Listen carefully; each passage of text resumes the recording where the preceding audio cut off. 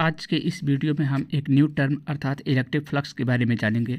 Electric flux को समझने के लिए यहाँ एक प्लेन जिसका क्षेत्रफल a है और जिसमें एक समान वैद्युत क्षेत्र प्रवेश कर रहा है, इस प्लेन से गुजरने वाले वैद्युत क्षेत्र के प्रवाह को मापने के लिए हम एक टर्म का प्रयोग करते हैं जिसे इलेक्ट्रिक फ्लक्स कहते हैं।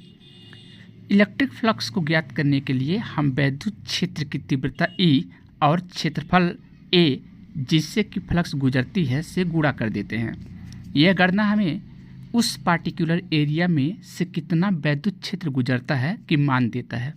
आओ इसे और डिटेल में जानते हैं। यहाँ हमारे पास एक प्लेन है जो वैद्युत क्षेत्र की दिशा के लंबवत रखी है। अभी इसमें से अधिकतम वैद्युत क्षेत्र रेखा गुजर रही है, ओके। लेकिन जैसे ही हम इस प्लेन को थीटा कोण पर घुमाते हैं, इसे गुजरने वाली वैद्युत बल रेखा की संख्या कम होती जा रही है। अब हम अगर इसके झुके हुए तल से प्रारंभिक स्थान पर एक लंब खींचे तो हम एक प्रभावी एरिया A पाते हैं जिसमें से वैद्युत बल रेखा गुजर रही है। दूसरे शब्दों में हम कह सकते हैं जैसे जैसे प्लेन से 0 से कुछ निश्चित कोण तक घुमाते हैं तो प्रभावी एरिया घट जाती है। इसलिए यदि एरिया घटता है तो वैद्युत फ्लक्स भी कम होता है। इससे हमें यह पता चलता है कि वैद्युत फ्लक्स थीटा के मान पर निर्भर करता है। अब प्रश्न यह है कि कौन सा थीटा किस थीटा पर निर्भर करता है, साइन थीटा या कास थीटा? और उत्तर इसका देखें तो बहुत आसान है।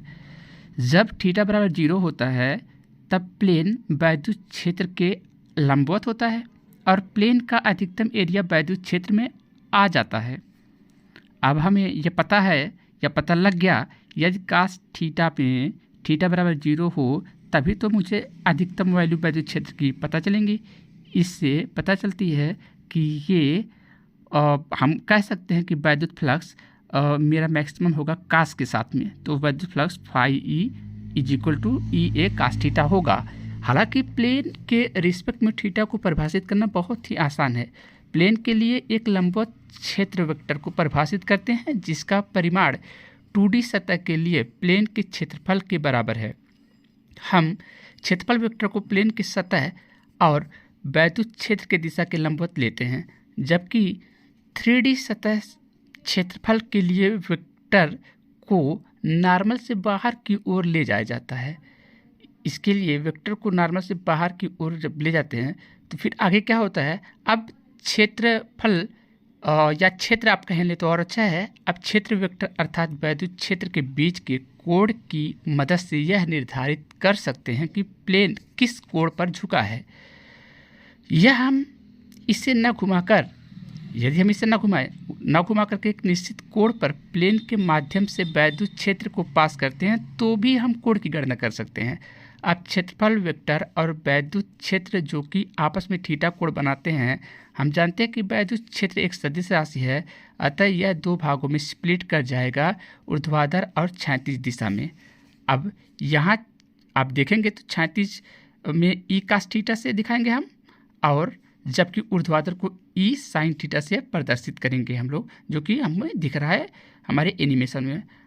हम केवल ई कास थीटा की गणना कर सकते हैं क्योंकि ई साइन थीटा प्लेन से पास ही नहीं कर रहा है। अब इस हिसाब से फाई ई बराबर ई कास थीटा होगा।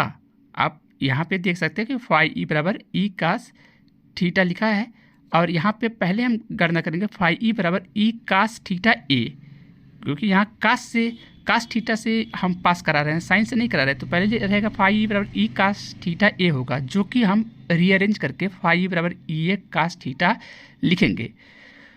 इस समीकरण से हम समझ गए हैं कि वैद्युत फ्लक्स वैद्युत क्षेत्र वेक्टर ई और प्लेन वेक्टर ए के डॉट प्रोडक्ट के बराबर होता है। यह एक अदिश राशि होती है और जैसे थीटा बराबर 90 होता है, सतह से बद्ध कुल फ्लक्स मैक्सिमम होते होते फिर 0 हो जाती है। आप एनिमेशन में देख सकते हैं कि क्या देख सकते हैं, इसमें देख सकते हैं कि वैद्युत क्षेत्र सतह के समांतर हो गया है और सतह से पास नहीं कर रहा है। वीडियो अगर अच्छा लगा हो तो लाइक कर दीजिए स्टडी विथ PCM 2.0 को। वीडियो देखने के लिए आप लोगों को धन्यवाद।